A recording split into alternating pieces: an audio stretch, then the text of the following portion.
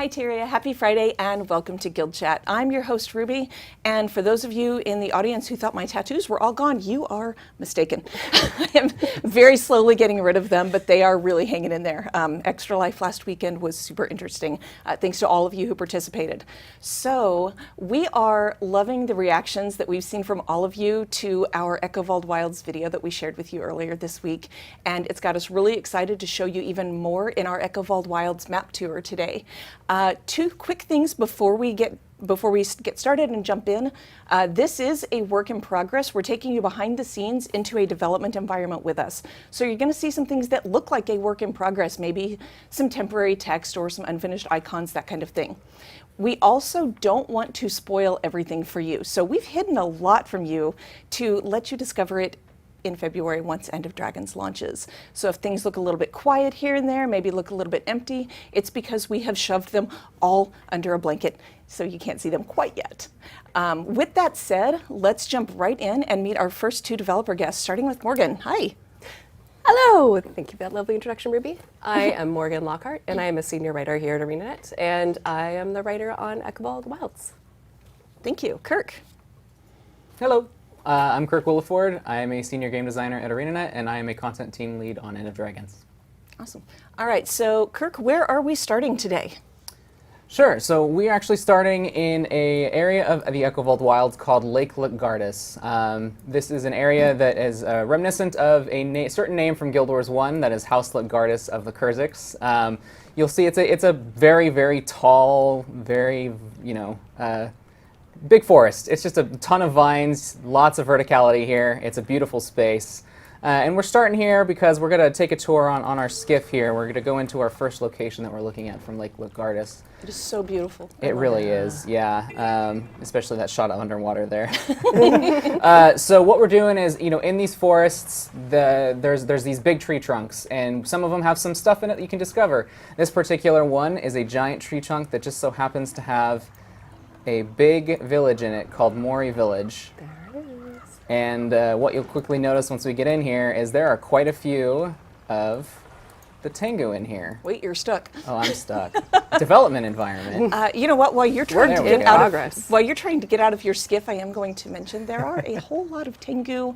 That is not a hint at playable Tengu. Playable Tengu are not a thing in End of Dragons.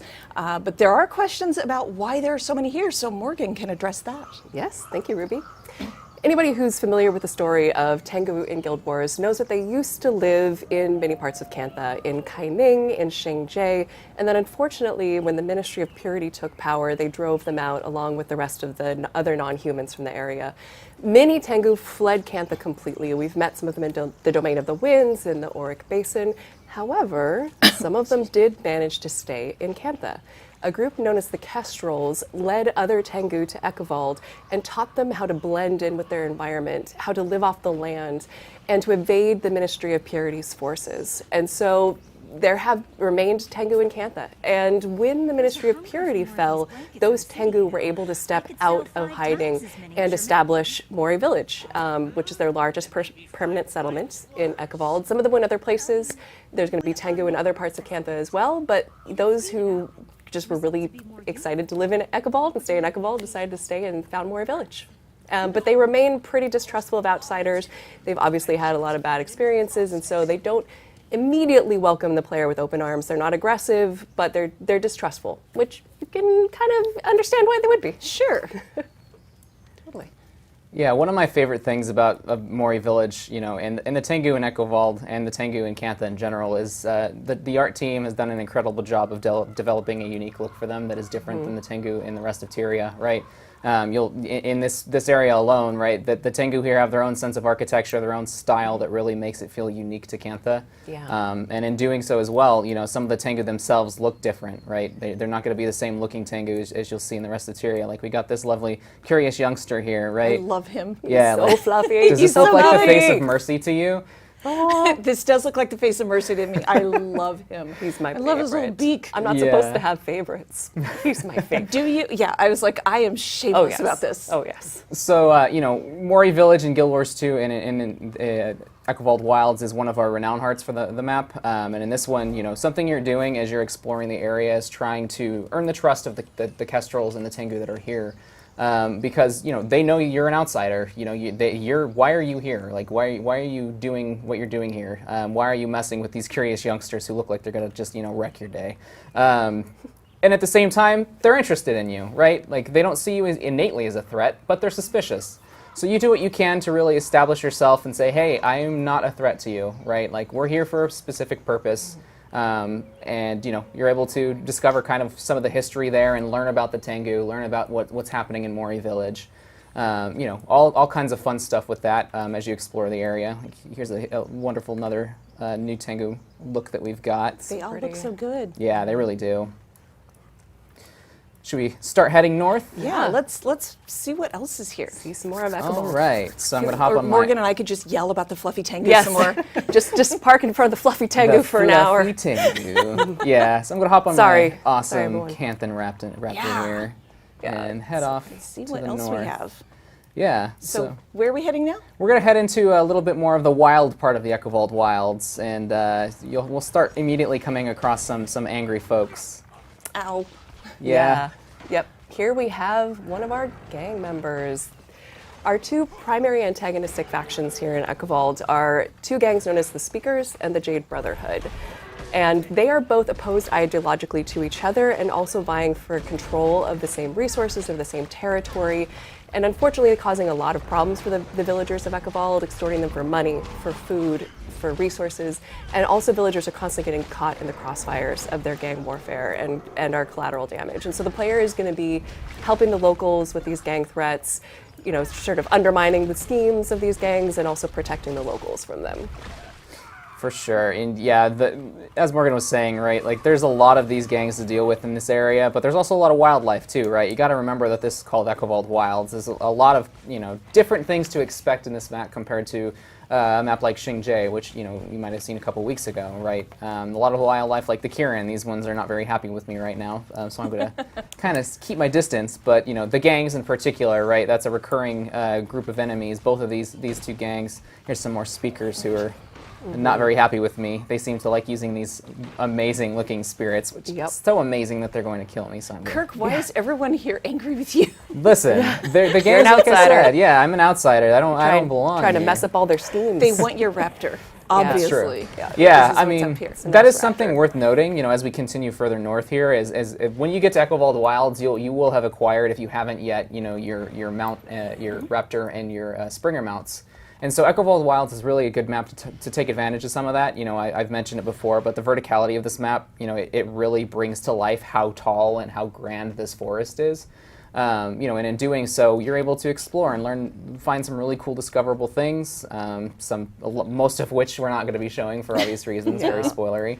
But you'll also come across villages scattered around the way. This is one that again development environment. We don't want to spoil a bunch of stuff, so we did hide a lot of stuff. But there's so much content in this map to discover. But in this one, each of these villages have their own sense of history, right? Mm-hmm. And some of the stuff that you will come across as you visit them and learn more about the people. Yeah, because we don't just have Tengu out here. The Echovald Wilds the Echovald Forest in general, was historically the home of the Kurzicks. We have Kurzick's descendants here, we have Luxon descendants here. The Kurzicks do not own Echovald anymore. The Ministry of Purity defeated the Great Houses and it hasn't returned to their ownership. But many of them feel a kinship to it as their historical home. But others, everybody's here just kind of for their own reasons. I joke sometimes that it's our Alaska and that anybody who doesn't feel like they fit in with mainstream society for whatever reason, maybe they distrust the expansion of Jade Tech. As you run around this map, you might notice there is not actually a lot of Jade Tech here. And that's because a lot of people here don't trust it. And so that's one of the many reasons. Other people just kind of march to the beat of their own drum. I was telling these guys the other day about one of my favorite little stories, which is this guy who moved out to Echovald because he really loves snakes, and you are not allowed to own snakes as pets in Kaining. And so he's out here because if he didn't live out here, he'd have to release his 5 beautiful sons. He's not willing to do that. And so the map's just full of all these things. You know, there's people out here because of history, because of opinions, because of their own quirks, and there's just so many people to meet and get to know. This seems like the in-game equivalent of I want to keep chickens in the city. Oh yes, and I mean I will not confirm nor deny where the inspiration for this man came from, but fresh eggs are an amazing thing. They're extremely good. So we did mention that we have hidden a lot of things. Kirk sure did make a choice here to unhide part of it. I sure did. You doing okay down there? Yeah, I mean, we'll thank goodness for dev commands. Anyway, so this is one of the events that you'll come across in the Echovald Wilds. As was mentioned before, these gangs, right? They mean business. They don't like you, but they also do not like each other.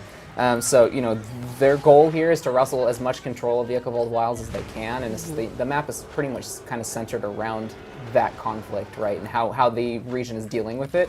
And so in this case, you know, we got an area that a lovely portal over there that goes to a map to be determined that has been closed because it's under attack, right? Both of these two gangs are here trying to take control of it, and so we've got, you know, them fighting each other. We've got some friendly, Ministry of Security folks here, and then here's me with my dev cheats, not dying and getting wrecked by these guys. I just thought you were hanging on to that last HP. It's a very unique skill to be able to sit at just 1 HP for as long as I can. It's Kirk's specialty, actually. Absolutely, It's a So- my superpower. special move. So we will, at some point in the future, we will take you through that waypoint or through that portal. But can we take a peek at the jade statues because they are gorgeous? Let's do that. I'm going to go invisible so for a little pretty. bit so they don't, you know, continue to try to take my lunch. Yeah, But you and know. they have object permanence issues, so you are fine. But the map, all of the set pieces are so beautiful. Yeah, they really are. The art team for End of Dragons has done such an amazing job of creating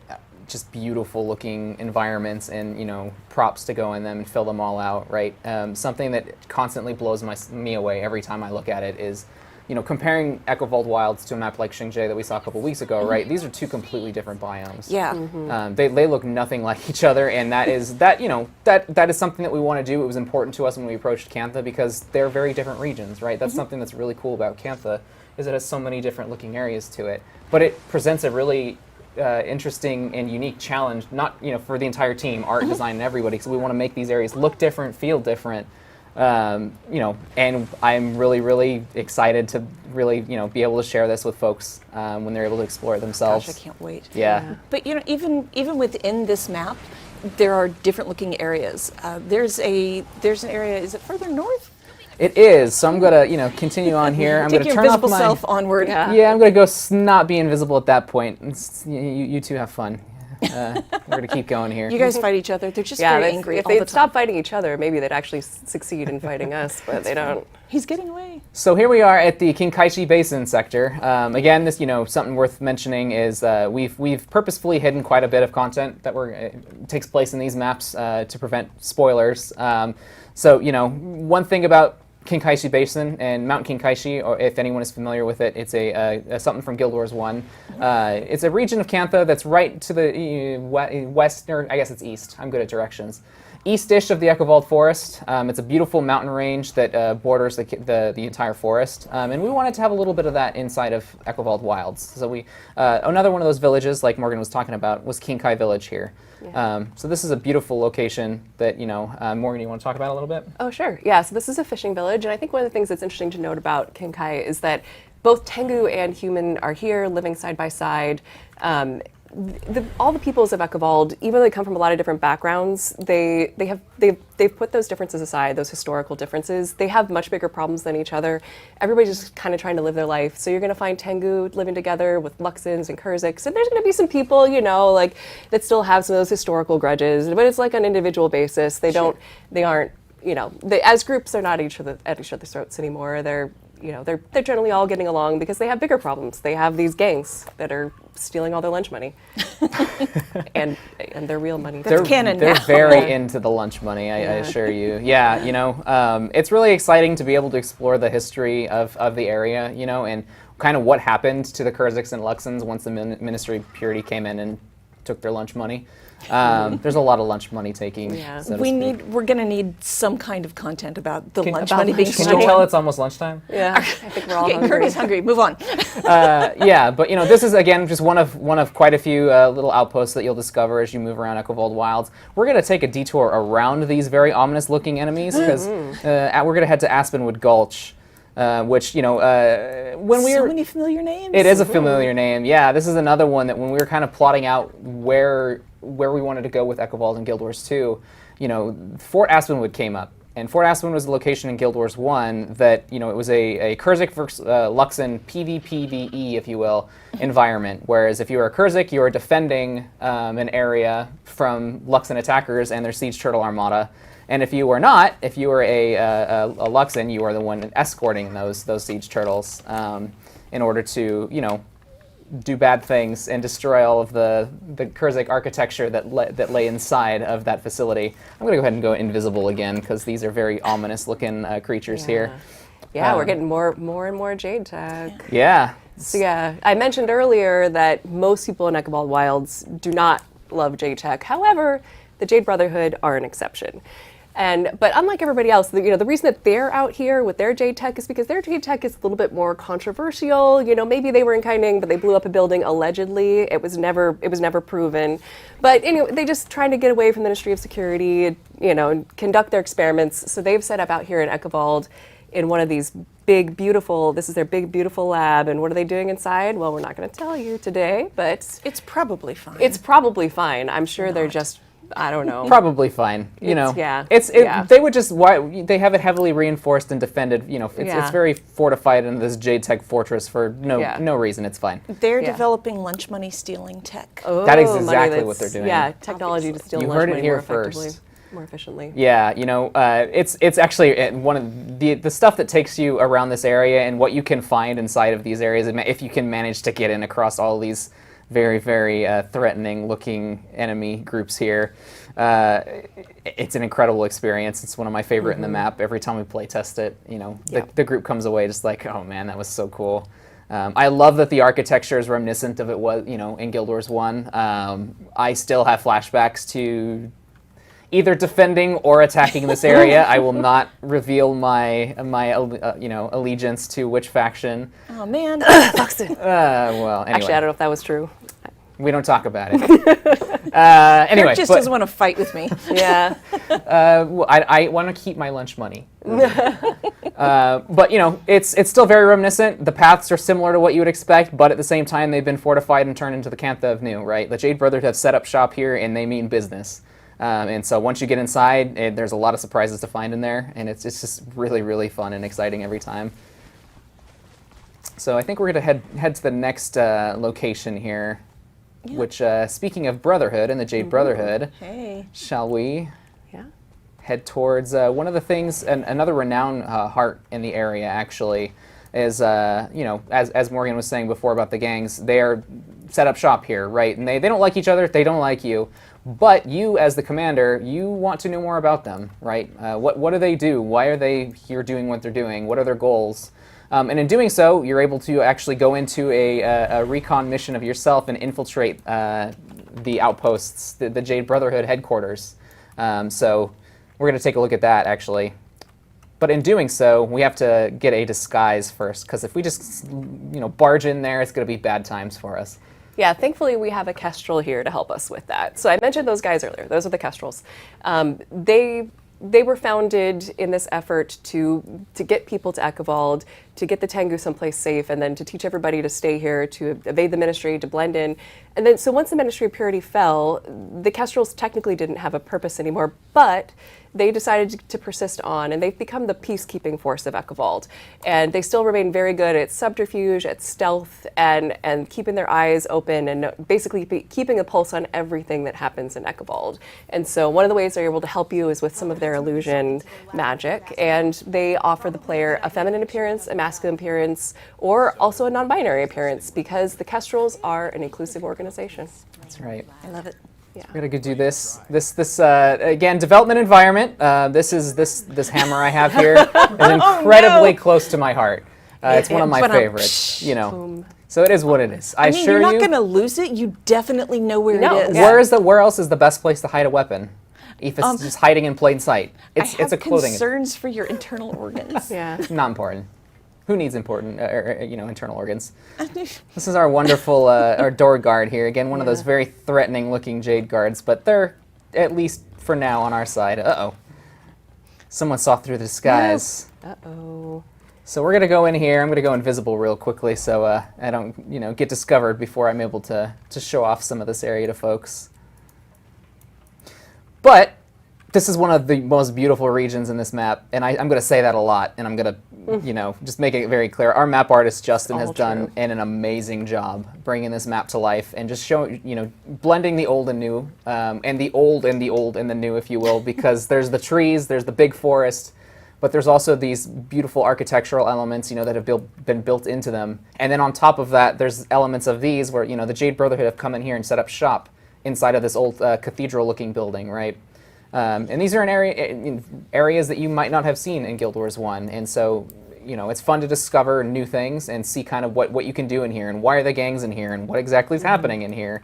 Because, as you can see, there's a bunch of folks in here that have eyeballs over their head. They're watching my every movement. They're very suspicious about the fact that I have a hammer in my chest.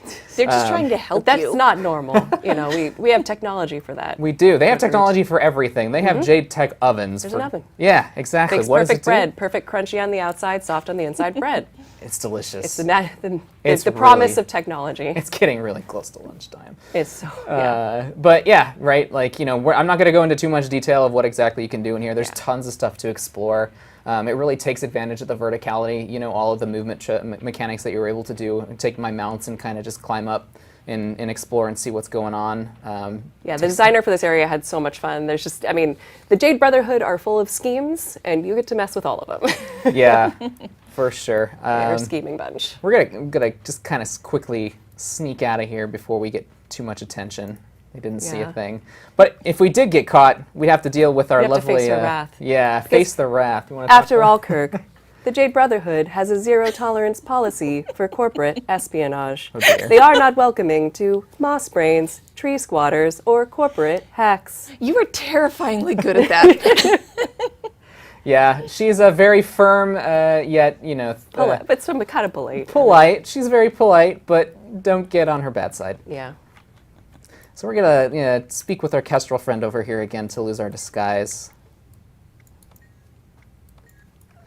All right. All right, so let's take a quick pause. We're going to meet one more of our dev guests.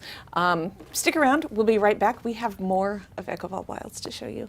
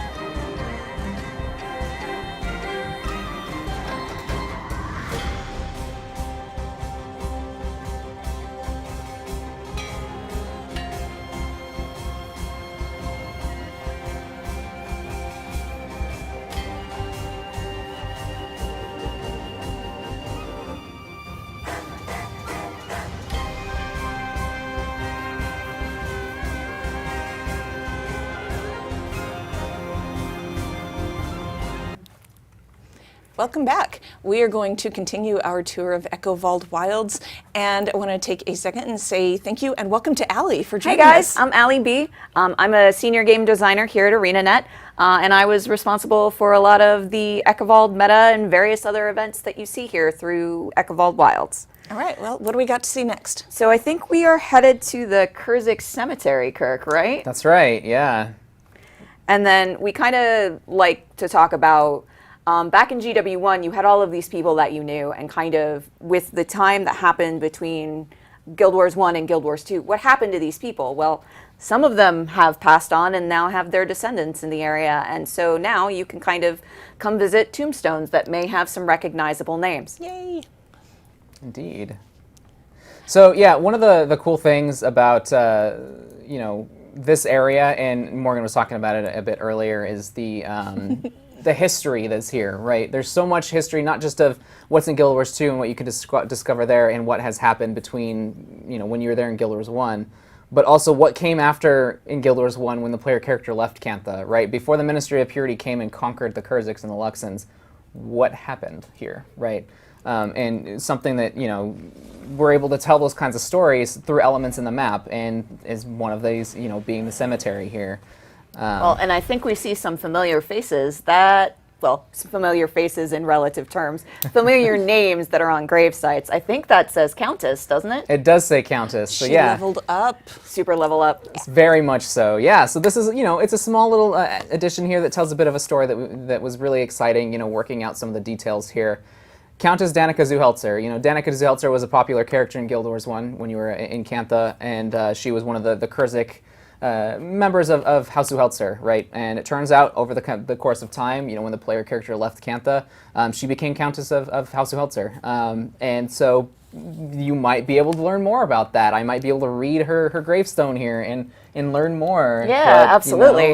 Well, and I think what's really important here too is we kind of wanted to write a love letter to those people who were familiar with Guild Wars 1, right? But then still with people who are like me who haven't played Guild Wars 1, I know I can hear the chat from here. No, you're fine. No, I can hear it. What do you mean? Go play that game. So we wanted to make sure that people who hadn't necessarily been someone who played a lot of Guild Wars 1 or knows a lot of the lore, that we have a lot of kind of winks and nods that you can look at and go, oh, hey, I wonder who that is. I wonder who they were before. And you can use our wiki or, go play Guild Wars 1 and kind of enjoy where those names and those people came from. But one of the big pieces about House Zu Heltzer and Echovald Wilds is we really wanted to make sure that when you were coming back to Cantha, it felt like you were coming back to Cantha and not just some completely new area. But I think there's also a lot to be said, too, in that regard. Absolutely, right, yeah.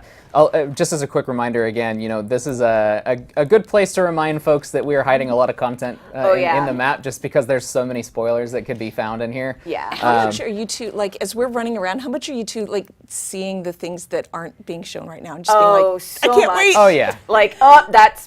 That's not there. Giggling internally a lot, yeah. A lot of steeple fingers. Yes, a lot of very steeple much fingers. so. Yes, good. Yeah.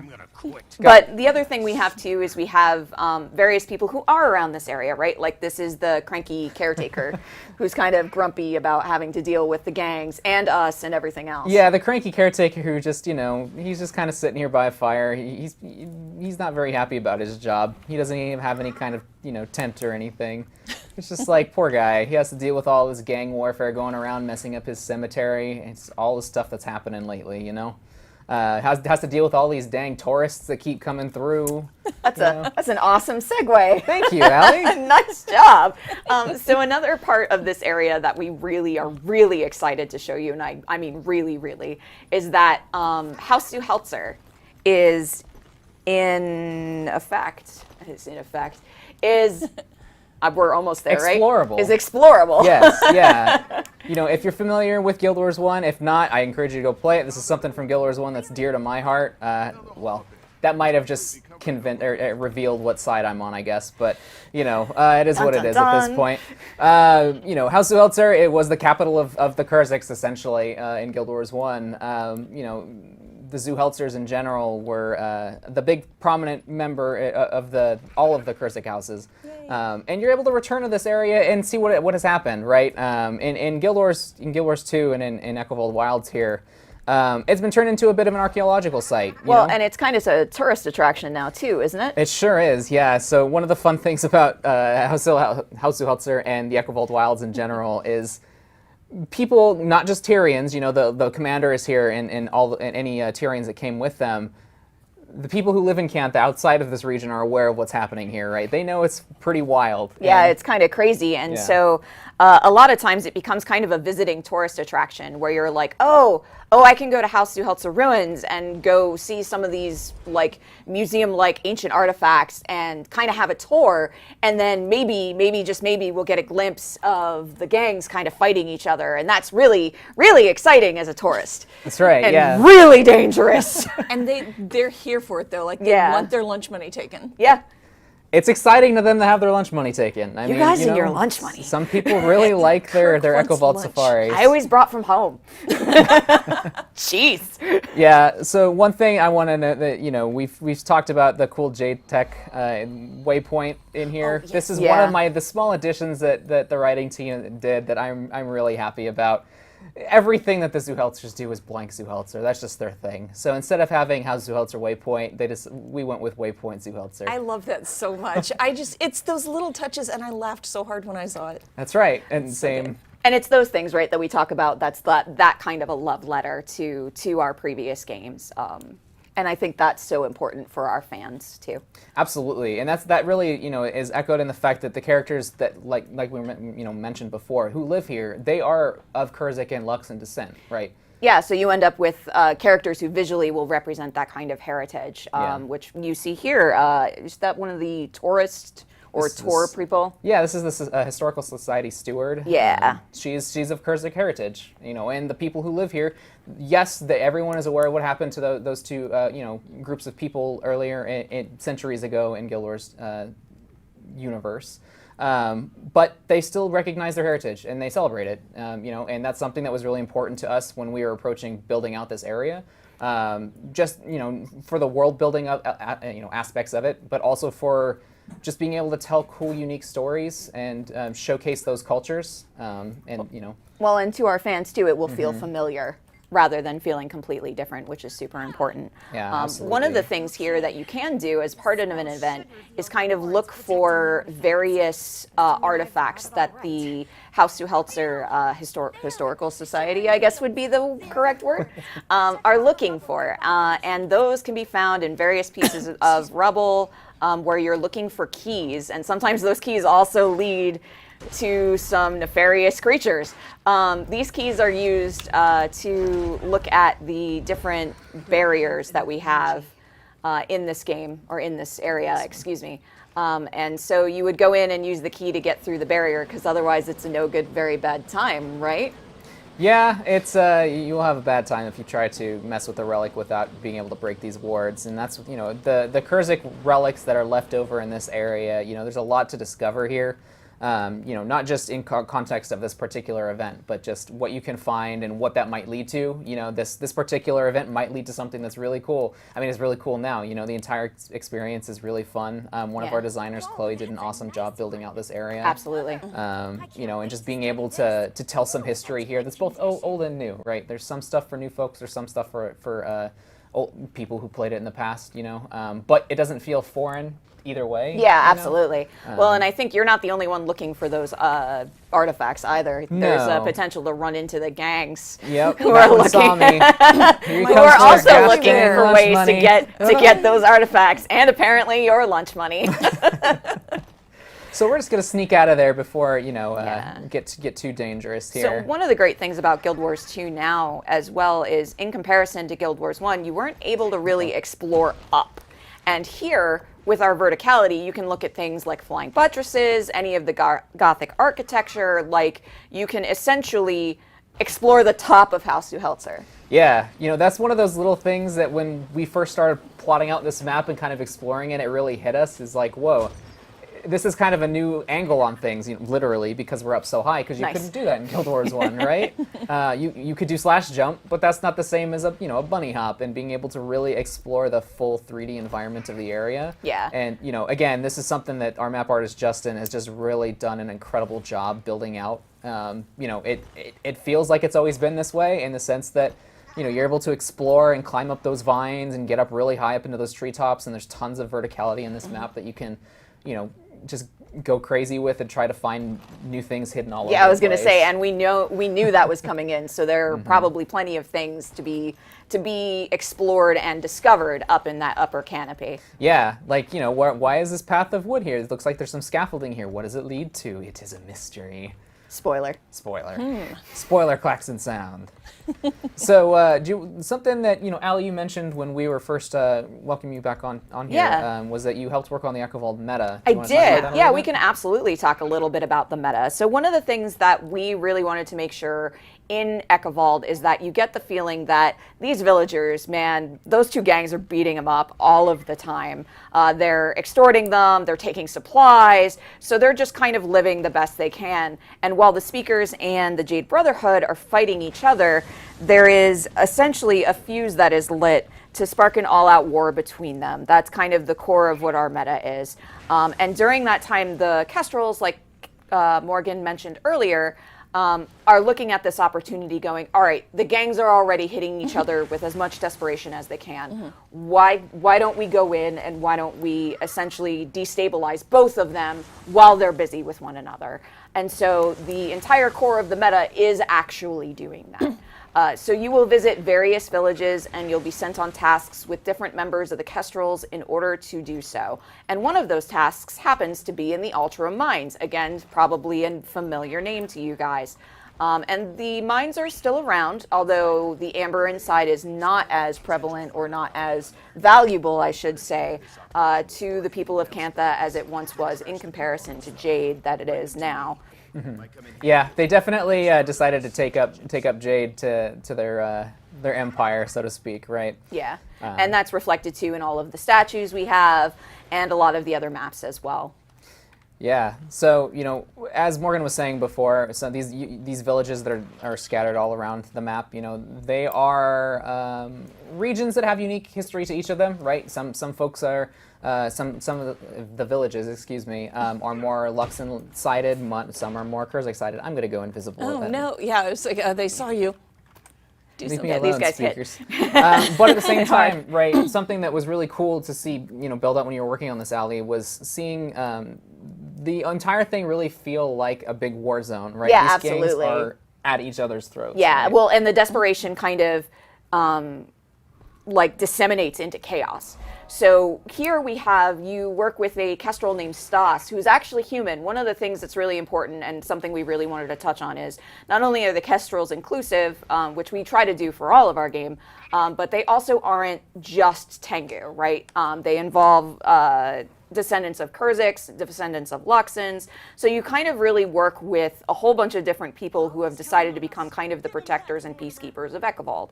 And so with this particular event, you are helping Stas kind of bust up the Speaker supply line, as it were. So you are gathering their bomb supplies that they have stashed in this village to try and kind of circumvent what they've been trying to do. Yeah, something that I'm really happy with these villages too is when this is all happening, and again, a lot of stuff has been hidden here because it is a very spoiler town. That's something that's cool about this map is that, it takes place a little bit later in the story. And so some things will be different, right? Yeah. The world reacts to what has happened.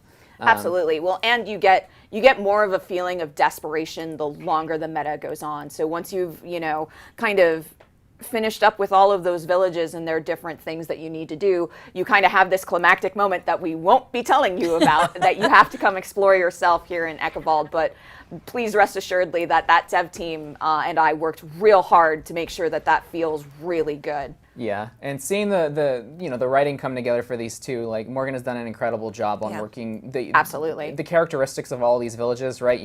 The villages who live here, call this particular area home. They react to things happening. They understand that they have their own sense of personality, but they're also in the middle of an area adequately named the Echovald Wilds. and it is a very dangerous area. Yeah. You know?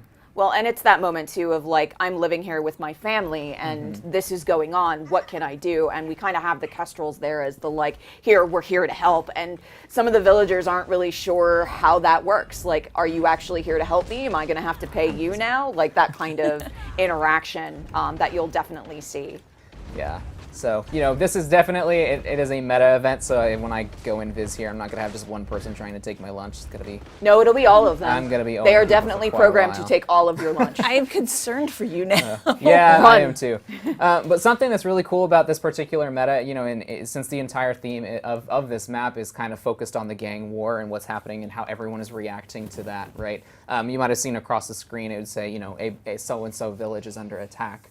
Right. That just is something that really doubles down and reinforces the chaos. Well, and I think too, it's really important because you're essentially getting this urgency of, oh, it's not just the place I'm at, and so you're looking at your different, you know, your different squads and your different groups and going, how do I have to split up? Like, how do we as a group have to split up to make sure that we can protect all of these villages that are all falling under combat at the same time or falling under duress at the same time? Yeah. So it's a really interesting way to have the players pick and choose which villages they go to in order to save. Yeah, it's really cool too because it makes the entire thing feel global, right? You know, it's a map meta event that takes you around all of Echovald Wilds, you know? And so you're able to, you know, if you're doing the entire thing, you are able to also explore the map and learn the map as you're doing it. And it'll take you to areas that look completely different from one another, as, you know, each of those areas have different kind of cultures and personalities and all that good stuff. Well, and on top of that, there's also the what am I doing here during the meta? And that's certainly different depending on which gang has overtaken that village and which village it is. Right. Yeah, for sure. And then it all concludes with an epic, you know... Epic all-out Conclusion? conclusion. Conclusion. An epic all-out climax that you will see when you come play our game. Indeed. Yeah, it's awesome. I'm really excited that first time that we play it on live, you know, I'm looking to see everyone's reactions. Same. We just did a playtest of it a few days ago, and it was, you know, just, it's always fun every time, and especially towards, you know, everything's starting to come together, the art's in, the audio's music's coming in, you know, it's voices coming VFX. in, you know, it's all coming together, and it's wonderful. It's really awesome to be a game developer. That sums it up well, yeah. Especially when you get to see that finished product, when it goes from being like something I've written on a page to actually a finished product in game where fans get to enjoy that. That's always been really rewarding for me. Now it's a game. Yeah, now it's a thing that my friends can go play. You guys, we are getting so close. We are in the home stretch. I know. It's really exciting. It's crazy. It's one of my favorite times, just as everything comes together and everyone starts, you know, like Ali was saying, starts, you know, feeling like it's a game, you know. This is a fun experience that everyone has put a ton of time into. Well, and it's a lot of heart and soul from the entire dev team too, which is always super important. We definitely take our work here super seriously and want to make sure that like everything is kind of something our players would enjoy. Yeah, we are, and we're just excited for you guys to get this into your hands. We are excited to bring it to you.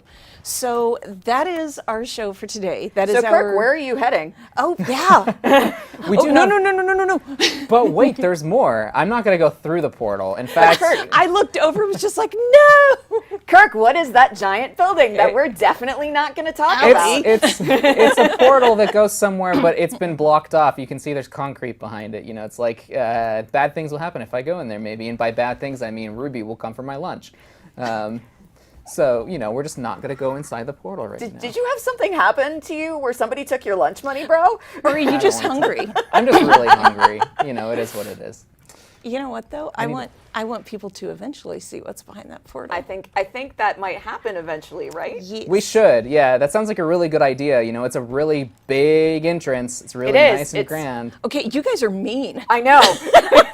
It's part of my job. I wonder what could be in there. You know, to tease, to be like, what is this? What's gonna happen? Who knows? Yeah, like how Zu Heltzer's right there. You know, there's this. You two behave yourselves. Okay. All right, so that is our Echovald Wilds map tour. Look what you guys have done to me. I'm not sorry. Honestly, do I look sorry at all? We know you guys are eager to see more. We have so much more of End of Dragons to show you coming up, starting with next week, November 19th, Friday, our Jade Sea map tour. We are going to take you into the Jade Sea a lot like this. We're going to hide a lot of things. Eventually, we're going to go through that portal.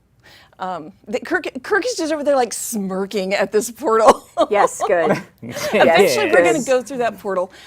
Make sure you follow our channels so you don't miss any of the things that we have coming up. Next Friday's event is just the first of many.